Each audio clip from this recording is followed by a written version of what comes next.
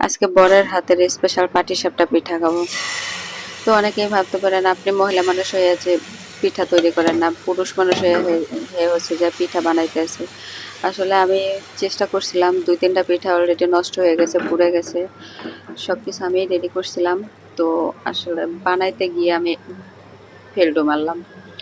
বর হচ্ছে খুব সুন্দর করে পিঠাগুলি তৈরি করতেছিল।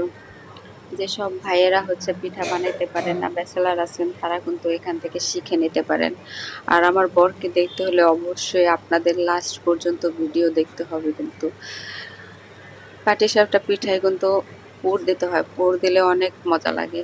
তো এই পিঠাটা তৈরি করতে তেমন কিছুরই দরকার হয় না, দুধ, চিনি বা গুড় আর গুড়ের দরকার হয়। আর পুর বানাইতে হচ্ছে যে আপনি নারকেল, চিনি বা গুড় অথবা যে কোনো ধরনের আপনি মিষ্টি আইটেম দিতে পারেন। আর হচ্ছে দুধ দিতে হবে।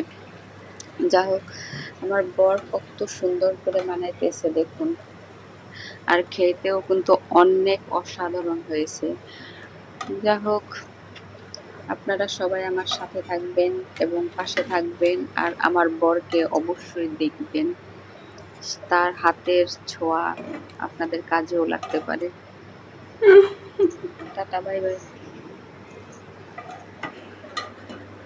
সুদর্শন।